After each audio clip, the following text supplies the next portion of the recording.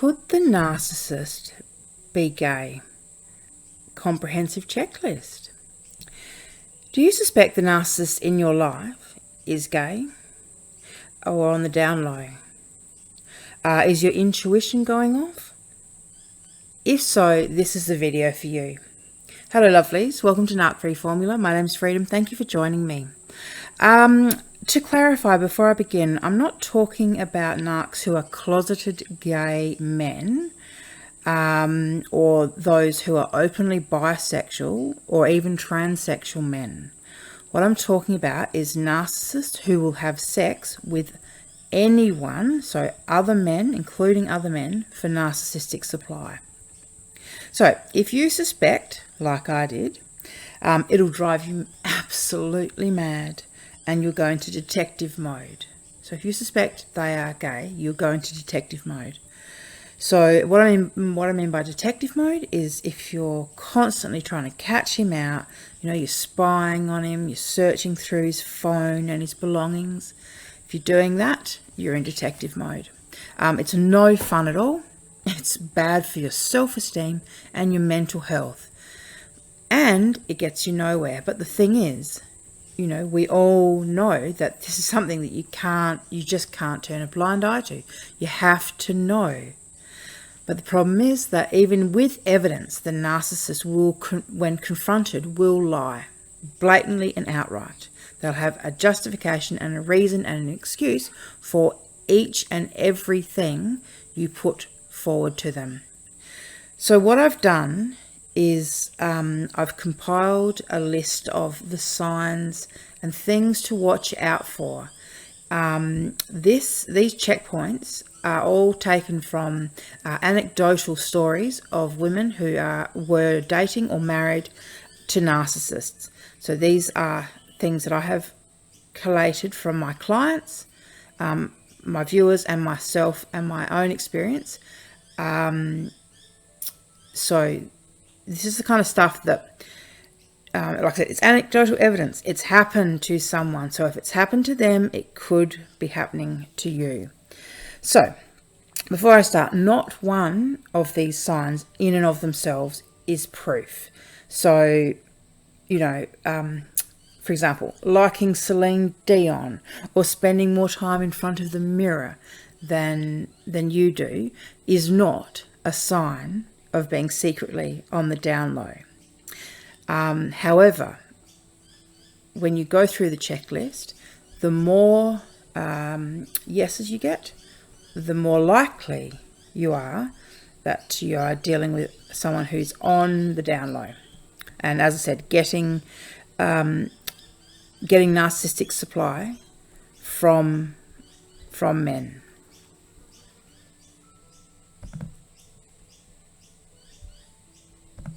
Before I start, if you don't know why the narcissist might be gay, I'm going to link another video here about narcissists being secretly gay. That might help. All right, so let's get back to the signs. So, all right. So, also just quickly, if you've got any children in the room, now's the time to get rid of them. If you're offended easily by talking about sex, or if certain words offend you, it's probably not the video for you. Also, one final point. This checklist is actually in a PDF in a downloadable document that I will link underneath the video for anyone who actually wants to go through the list, kind of, you know, by thinking each and every point through, by getting the evidence, you know, doing what you need to do to make sure you actually have the right answer to the question. Okay, some serious signs would be watching gay porn, whether they do it alone or with you. Sometimes, you know, people click on the computer and, oh, there's gay porn on the screen, you know, and now always, gay or straight, all, you know, men will deny watching porn.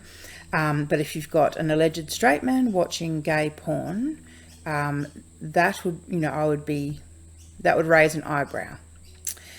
As I said, by itself, maybe not, but in conjunction with these other points, probably.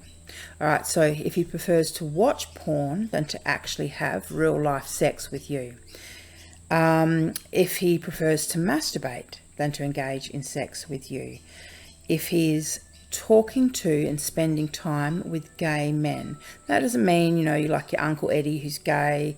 It means that if he actually has gone out of his way to create friendships with homosexual men who haven't come into his circle in any other way, but if he's actually gone out to the gay clubs or bars and he's created this friendship with gay men, that would definitely be a serious sign.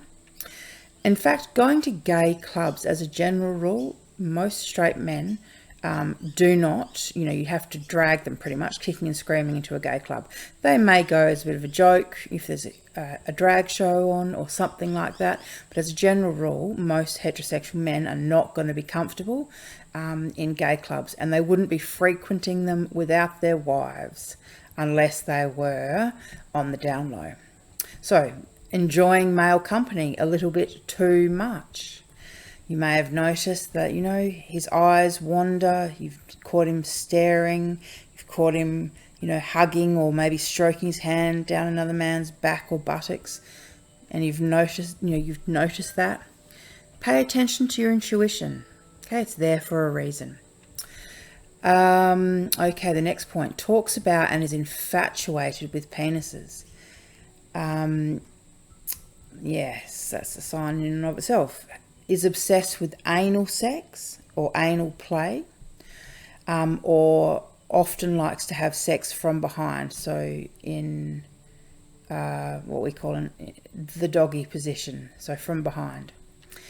If he wants you to use a vibrator or other sex toy on him, if he wants to be penetrated or touched anally, he may say it's his prostrate stimulation.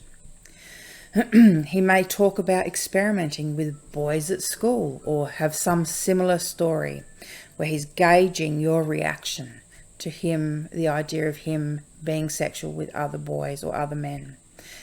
He might even tell you stories about childhood sexual abuse.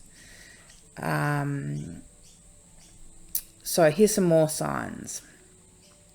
He pretends to be asleep and rubs his backside against you while he's sleeping and groaning. It's an interesting thing, but for whatever reason, this kind of behaviour, they kind of like to pretend that they're asleep so that they don't. So if you say, "Oh my God, what are you doing?" They'll say, "Oh, I was just, I was asleep. I was dreaming. I don't know. What are you doing?" All right, if you suspect that he's used your vibrator or sex toys on himself. So if you ever come home one day and notice that your sex toys aren't where they should be or that they're dirty, men never clean sex toys. Gross. All right, he may act strangely in bed or do certain things differently or perform different acts, so things that he's never done before.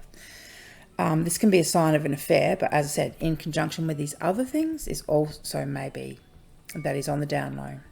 So you might notice makeup missing.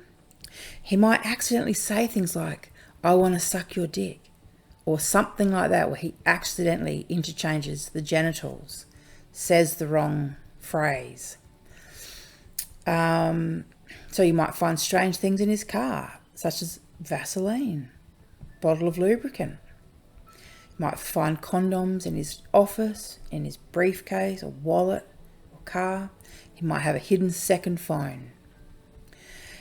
All right, so you might notice money missing from joint accounts, and he confesses to gambling or, at worst, going to the local brothel. Often narcissists, when they're, in inverted commas, telling the truth, it's often a version of the truth. It's often the most acceptable version of the truth. So when you've absolutely caught them out, like I said, he may confess to going to a local brothel, because that is a lot more acceptable than him to say, went down and spent money on the boys on Shakespeare Grove. That's in Melbourne. And just quickly, for those of you who don't know, and it is a shock when you find this out for the first time, but gay men have what is called beats, gay beats, and it's essentially places where they can go and meet other men for hookups. So it's often public toilets, or as I said, like in Melbourne, you've got Shakespeare Grove, down at St Kilda, where all the gay boys work, and the sex workers, the gay boys who are actually sex workers, they also work from there. So there's always someone who is going to be up for some no strings attached sex, essentially. And when the narcissist finds this out, it's almost like, I don't know, it's almost like a kid in a candy shop, but they know they're going to get in trouble, so they can't. There's this look that kind of crosses over their face, this wow, cannot wait to try that out. But, they know they're not supposed to be appearing to be excited or happy about that. So it's a funny one when they realise. And they will and do take full advantage of it. And there's always going to be some, poor gay boy who's lonely or who wants sex or whatever, who's just going to be taken advantage of by a narcissist. It's just the way it goes. All right, so I'm going to leave that there. But as I said, there's a link and there's a whole lot more on the checklist that you can read through to decide whether or not the narcissist is secretly gay. Okay, thank you for listening, and best of luck with you and your situation.